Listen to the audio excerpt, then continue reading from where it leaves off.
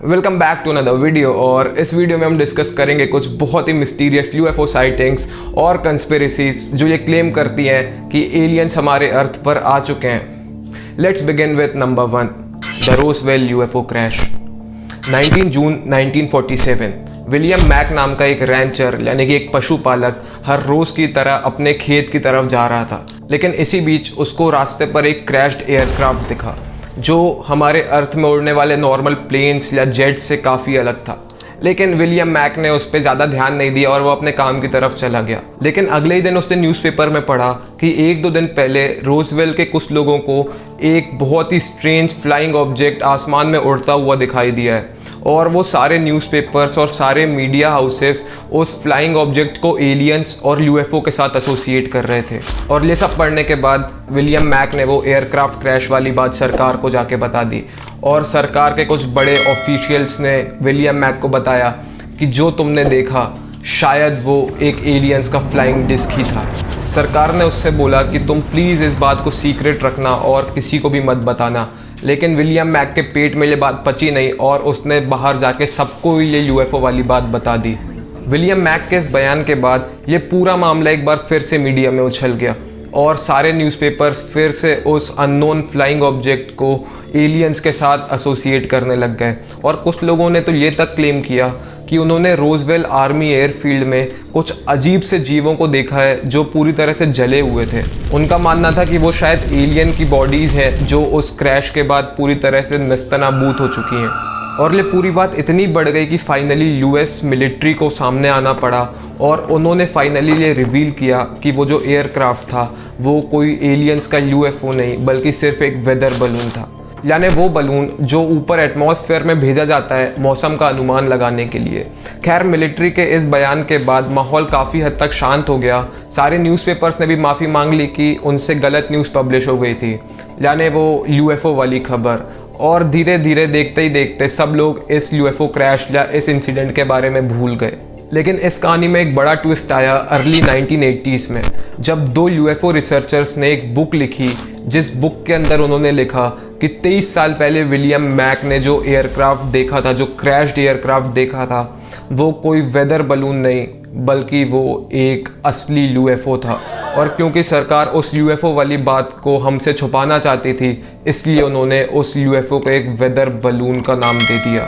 सरकार अभी भी ये मानने से इनकार कर रही थी कि विलियम मैक ने जो एयरक्राफ्ट देखा था वो एक यूएफओ था, लेकिन इस टाइम तक आग लग चुकी थी और ज़्यादातर लोगों का यही मानना था कि वो जो विलियम मैक ने देखा था वो एयरक्राफ्ट सच में एक यूएफओ ही था। और सरकार सिर्फ हम लोगों से ये यूएफओ वाली बात छुपाने के लिए उस वेदर बलून का बहाना दे रही है। तब 1994 में यूएस एयरफोर्स फाइनली एक बार फिर से मीडिया के सामने आई और उन्होंने बोला कि हाँ, विलियम मैक ने जो एयरक्राफ्ट देखा था वो कोई वेदर बलून नहीं था बल्कि एक स्पाई बलून था। स्पाई बलून यानी कि वो बलून जो कोई भी देश आसमान में भेजता है अपने आसपास के दुश्मन देशों की जासूसी करने के लिए। यूएस एयरफोर्स ने कहा कि वो स्पाई बलून एक बहुत ही टॉप सीक्रेट प्रोग्राम के तहत आसमान में भेजा गया था और कुछ टेक्निकल इश्यूज के कारण वो वापस ज़मीन में आके क्रैश हो गया और लोगों ने उसी स्पाई बलून को यूएफओ का नाम दे दिया। चलो ये तो ठीक है, लेकिन उन जले हुए जीवों का क्या जो लोगों ने आर्मी एयरफील्ड में देखे थे?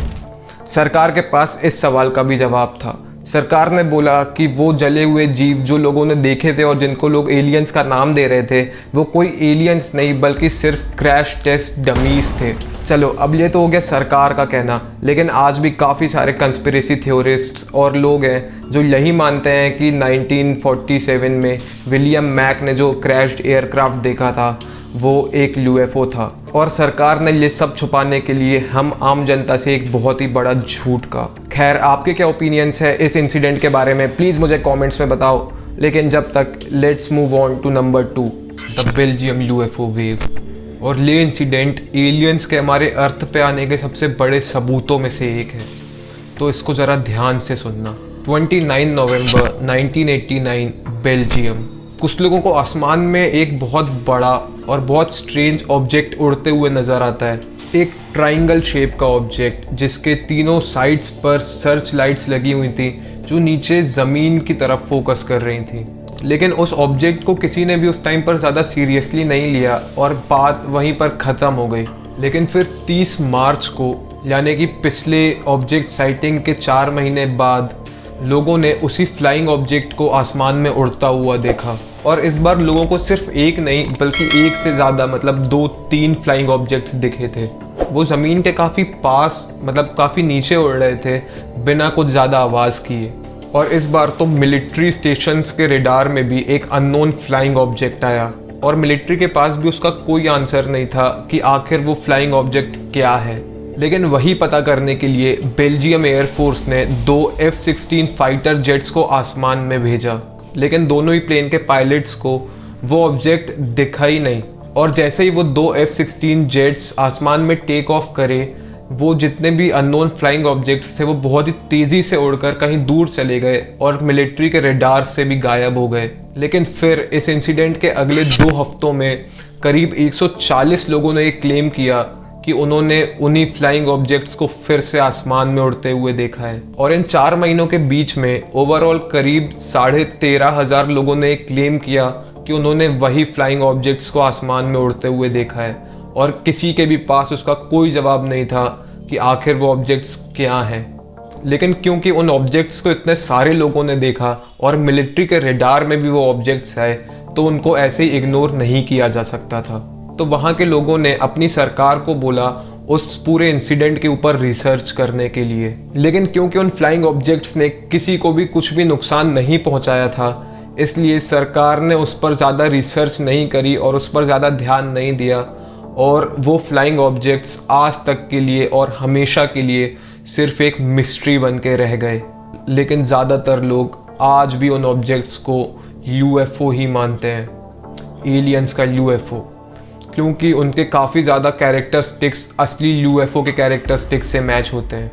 और उन ऑब्जेक्ट्स का बिहेवियर भी काफ़ी हद तक एलियंस और UFO के बिहेवियर से मैच होते हैं। खैर, that's pretty much it for this video. I hope you guys liked it.